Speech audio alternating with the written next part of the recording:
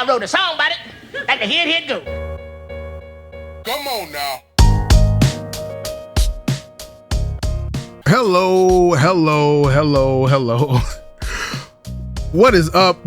Welcome back to another episode of Wrote a Song About It. Like to hear it go. All right, today, I guess the cringe tour continues because my hard drives are full of stuff I wish I hadn't made. I will say this. I do have a certain appreciation for like watching my own like progression in terms of like creativity and songwriting and music and composition ability and things like that. There are things that I can appreciate about this old stuff. I'm just not under any illusions that this was stuff that like should have been heard by millions of people. Like, this is not stuff that should have had me anywhere near anyone's chart. Like, so it's like, I have no delusions of grandeur, at least not anymore. Like, you know, when I was 20 something, like, okay, maybe I was able to just talk myself out of it. But like I guess you kind of have to be that way. Like, you can't succeed if you don't believe you can do it, nobody else is going to believe it. You know what I mean? Like, I hate that cliche, but like, it's true. If you can't convince you to go out there and do something great, no one else is going to bat an eye. Like, no one else is going to blink. So yes, I had the mindset that like I was going to do something great. I was going to do something dope.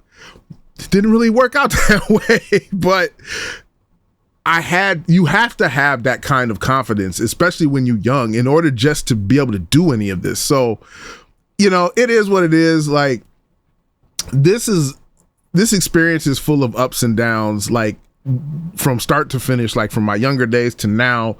I actually found a piece of video footage of me performing with a band here in Portland, and the audio and the video is so bad you literally can't make out a single word that I'm saying. Like, you could tell that I'm rapping, and you could tell that I'm kind of going a little bit fast, and you could tell that I'm on beat, but you have no clue what's happening in any of this music. Like, it's just the worst blown out audio from a cell phone you ever heard in your life. It was terrible. Anyway, I digress. We getting back to another one of these joints from my quote unquote rap career when like I just knew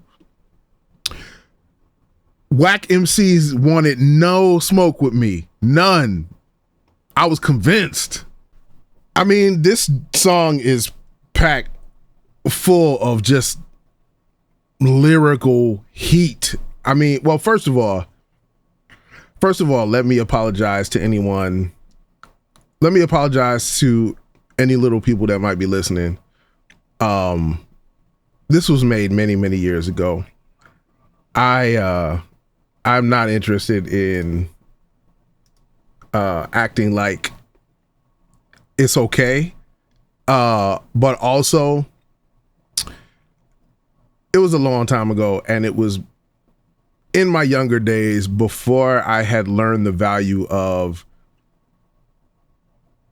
being cognizant of how you refer to people, especially when there's ways that they wish to be referred to. So let me get that out the way first of all.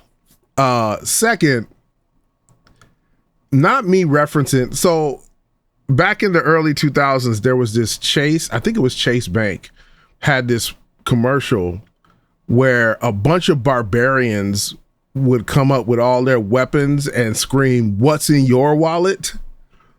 Like about your Chase card. I don't remember how this ad started. I just remember that like it was just a bunch of barbarians running up to scream, "What's in your wallet?" And I was like, that's ridiculous. And I found it hilarious. So of course, like I found a way to put it into a rap. Look, man, I make no excuses. I mean, I was throwing in the sci-fi references. I mean, even such sharp lyrical barbs as "You couldn't fuck with me if I invited you to an orgy." Like, I was spitting. Man, listen. Oh man, to be that oblivious again. I might almost give anything to be that oblivious again. Well, here's the deal. Today's track is titled Pain and Sufferin', because I was dishing out the pain and suffering to wack MCs. I was not having it.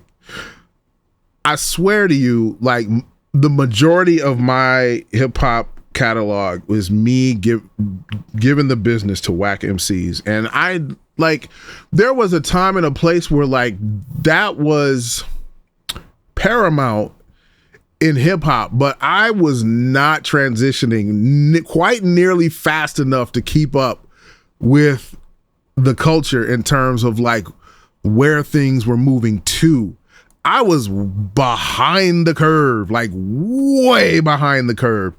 And while I was progressing artistically, culturally, nobody was trying to hear what I was doing, and it's fine. You know what I mean? Like, it's fine. I certainly wanted musicianship to be part of my life, and it is, but it is not my sole source of income, which I was assuming I was going to get to at some point in my life. There are a lot of reasons behind that. There are a lot of reasons why I believed it, and there are a lot of reasons why I believe it didn't happen. And I could go into that another day when maybe we're just talking about life in general, and maybe I'll just do an episode where I just talk about like the journey. But Pain and Sufferin' was me giving the business to wack MCs on my third album, Headphone Hemoglobin, because my rhymes and my music were the lifeblood of your headphones. I offer up no excuses. There's artistic progression in there for me. I don't expect you to be impressed by this. So without further ado, I'm gonna shut the hell up and give you Pain and Sufferin'.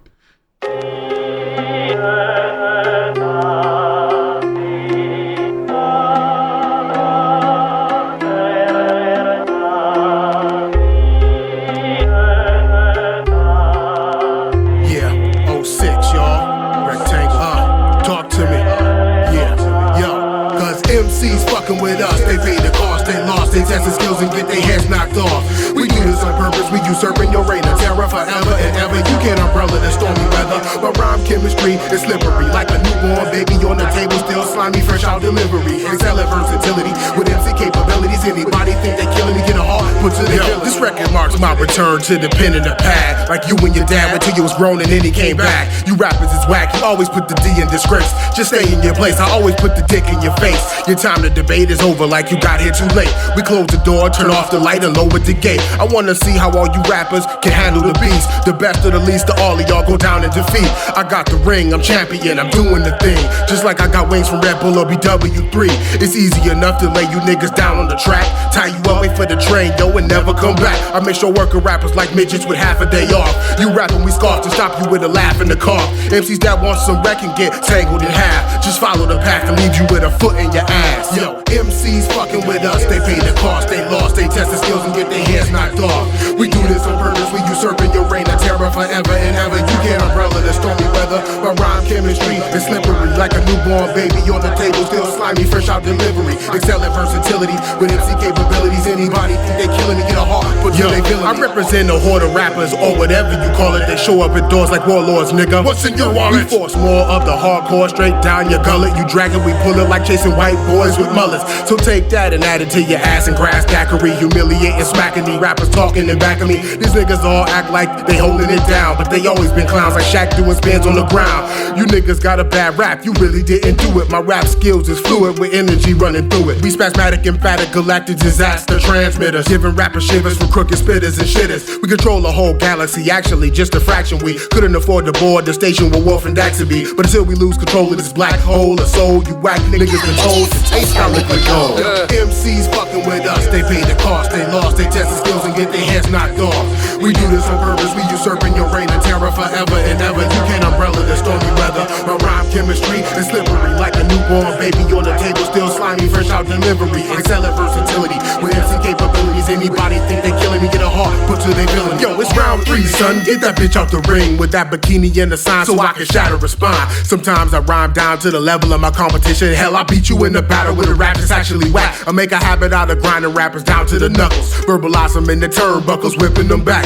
Who you questioning? I'm wrestling rappers about they freshness. Leave your style with a respiratory infection to teach a lesson. Yo, son, your style's for me. Styles crash like poor Georgie. You couldn't fuck with me if I invited you to an orgy. A sponsor of the toasting for your premature boasting. Apple in my mouth and call myself pork, and you couldn't roast me. For all you false prophets predicting the rap market, making your picks, but after my album it's all shit. These rappers think they solid like half of the pool table, but they lyrics can't reach you like countries without cable. Yo, MCs fucking with us, they pay the cost, they lost, they test the skills and get their heads knocked off.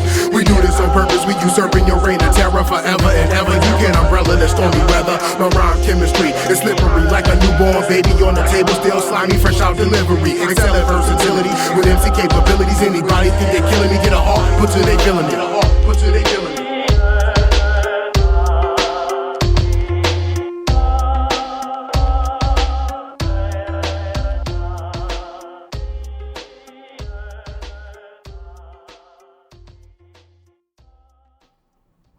And there is Pain and Suffering. If nothing else, this podcast has been a masterclass in me being able to laugh at myself, because there are certain points in my life where I took myself and the world around me way too seriously and really couldn't snap out of it. And I've had to learn how to do that. And part of that is kind of being zen with laughing at myself, because for a long time, and this isn't music related, this is just in life in general. For a long time, I was used to people laughing at, but not always with me. There were times when I was laughing and people were laughing with me, but there were a lot of times when people were laughing at me. And there were a lot of times when I wasn't really a fan of that, because I believed I was putting forth my best effort in a lot of areas, not just music, but like, and to have people kind of ridicule that, like, always kind of rubbed me the wrong way. So it bled into my music and my creative works, because, you know, everybody's a little bit, you know, if you're creative, you a little bit sensitive. And so anybody kind of, you know, rolling eyes or talking shit about your craft, your art, is really going to hit you hard. Like, so I have gained a new appreciation for being able to laugh at myself and the delusions of grandeur that I had at that time. I no longer hold those, but it is humorous to look back, and because I haven't listened to a lot of these records in years. Like, they just been sitting on hard drives. A lot of them are in there and they're like bad memories. They're like bad. I wanted to forget them, and I did a pretty damn good job. And so there are some really, we'll get into those at a later date, but there are some real, I mean, the absolute worst audio quality, the absolute worst performances, the absolute, like, there's some stuff in there. Like, I'm playing you stuff right now that like has a tiny amount of polish to it. Like, as I learned my craft of mixing and editing and composing, like, you can kind of hear there's a little bit of polish in there. Things are a little tight, but like, there's some stuff that back before I really had it down, like in my early day. Oh God. So I'll get into those, but this was Pain and Suffering. As always, thank you for taking some time out of your day to give me a listen. I hope you guys are enjoying this. Please feel free to email the show. Let me know what you think. Leave comments. I'm typically posting most of the show updates on my personal blog, which is utc.keelanking.com. That's KIELENKING.com. UTC, that stands for Under the Crown. You do the math. But that's my personal blog. Also, you'll catch me on Blue Sky at monarchymusic.com. You will also catch me on Mastodon at Monarchy at babyhollywood.social, which I actually run that instance. So if you thinking about getting on Mastodon, give me a shout. I'll get you in there. Also, I've been adding some posts to Fanbase and Spill. Unfortunately, there's like very little traction happening over there. A lot of people are fighting going over there to those platforms, which I don't understand because everyone ran over to Red Note. So I don't know. That's a conversation for another day. It's all tech related stuff. But if you want to catch me, the places you are most likely to find me are Blue Sky and Mastodon, and then following up with additional posts on Fanbase and Spill, which we can have a conversation about those because I think those platforms deserve some love. So I'm gonna get out of here.